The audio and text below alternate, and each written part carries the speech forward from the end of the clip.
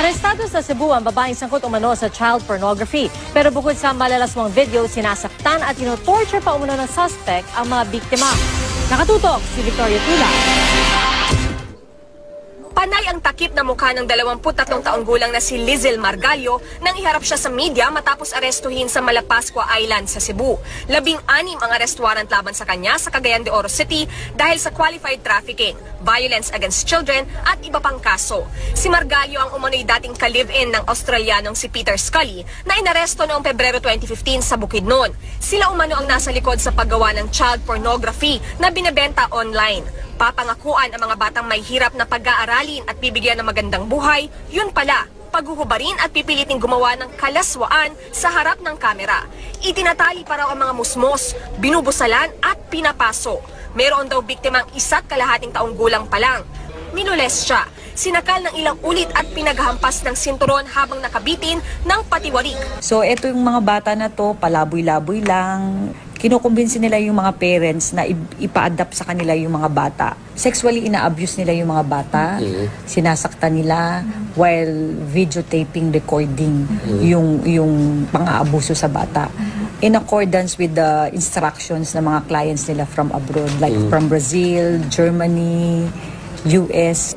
Nakakulong si Scully sa Cagayan de Oro City. Doon din dadalhin si Margallo para harapin ang mga kaso laban sa kanya.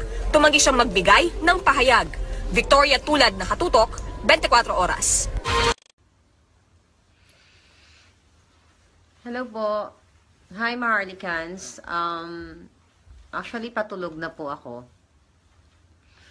Marami lang kasi nagme-message sa akin regarding dito sa issue na to.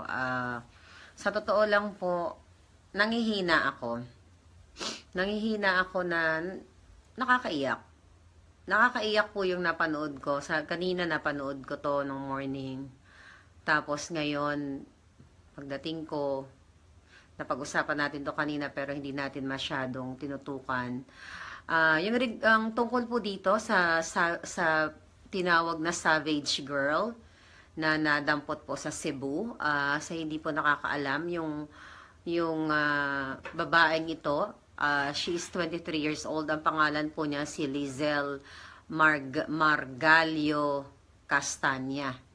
Okay, ito po yung may kaso may kaso na human trafficking at may live-in partner siya na Australian.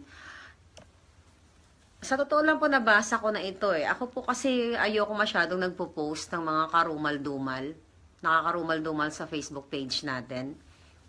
Kasi hindi po kinakaya, hindi kinakaya ng puso ko yung mga ganitong pangyayari. Ngayon ang question po natin, mga Pilipino, mga politiko, mga kababayan, kasi nga pinag-uusapan ngayon ang death penalty, okay, sa ating bayan. Pinag-uusapan natin ngayon, pinagtatanunan sa Senado. At ang sabi nga po ng isang bugok na peking vice president na si Robredo, bigyan daw po ng second chance ang mga kriminal. Alam nyo, sa totoo lang, naiiyak ako. Naiiyak po talaga kasi yung babaeng ito, 23 years old, nasabi nga dun sa report na mukhang inosente pero nasikmura po ng babaeng ito yung ginawa dun sa mga baby, mga bata pa na umiyak. Alam mo, ini-imagine ko na kung yung batang yon isa sa mga kamag-anak ko, isa sa mga anak ko. Sobrang po talaga, sobrang nakakalungkot na may mga taong ganito.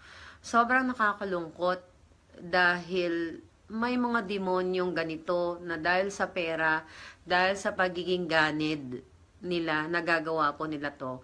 Ngayon, ano po ang koneksyon ng death penalty dito? Okay, sa ating, saka sa mga politiko natin. Ito po mga pare dyan sa CBCP, mga politiko na umu-oppose dito sa death penalty. Okay? Na parang pinapaboran pa nila ang mga kriminal.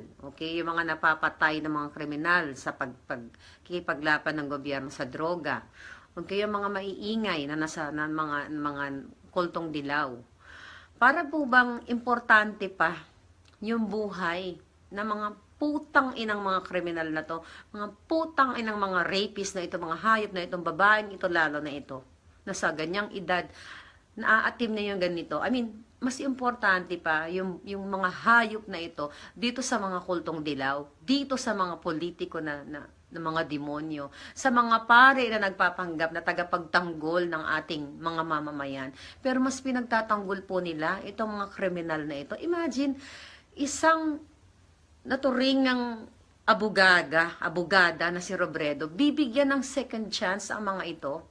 Kung pwede nga lang, ako na ang sisentensya sa babaeng to, ako na po ang sisentensya sa kanya.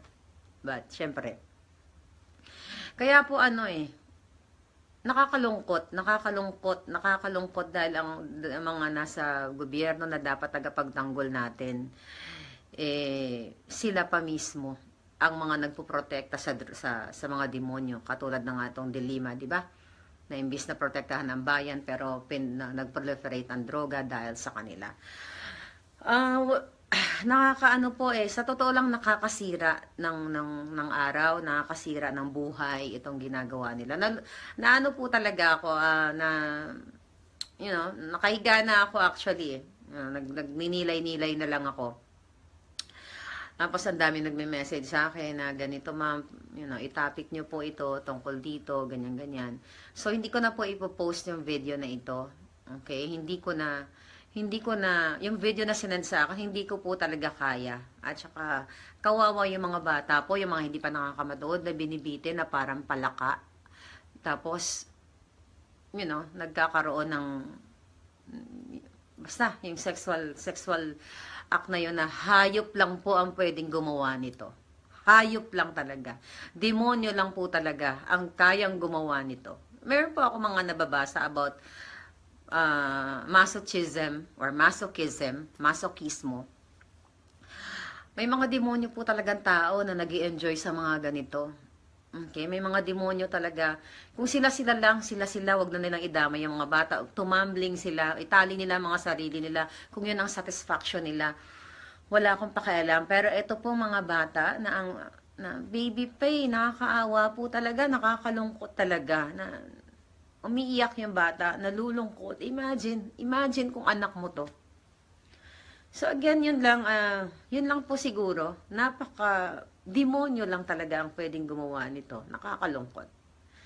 Kasi, again, sana po talaga yung death penalty, sana yung mga nasa Senado dyan, gamitin nyo naman ang puso at utak ninyo.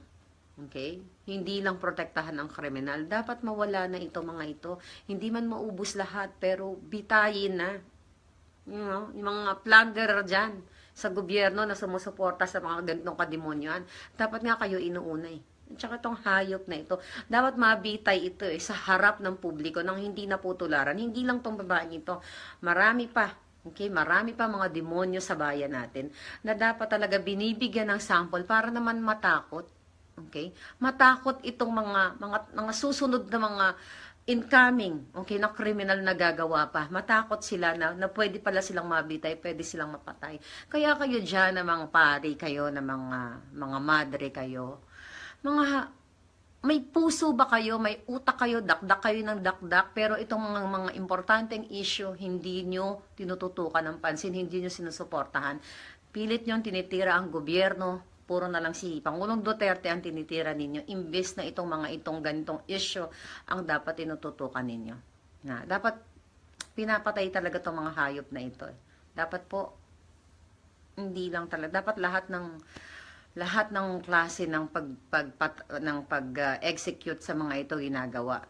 Sa totoo, nakakapanghina po talaga. Nakakapanghina itong kaso ng babaeng ito.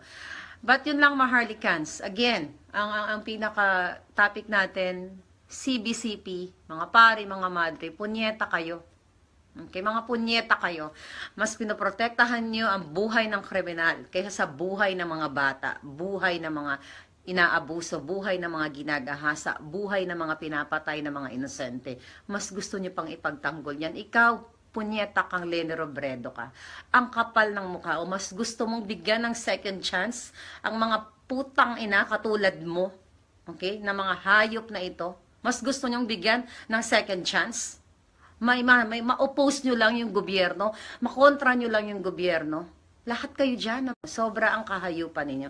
But again, Maharlikans, yun lang po. Hindi ko ipopost ang video ng sinend sa akin. Hindi kasi kaya talaga ng puso ko itong mga gantong video. Nakakalungkot po. Nakakalungkot. I mean, yun lang po. Sige po, laban tayo. Labanan natin ang mga demonyo sa ating bayan. Labanan natin dahil kung hindi po natin sila lalabanan, kawawa, okay, ang mga susunod na henerasyon, kawawa ang mga inaapi. So, yun lang po, ang sama po ng feeling ko, doon sa mga videos na yun. Mabuhay po kayong lahat, at samahan niyo po ako, samahan niyo lahat ng mga nakikipaglaban sa ating bayan. So, mabuhay po kayong lahat, at God bless us all. God bless Philippines. Mabuhay kayong lahat.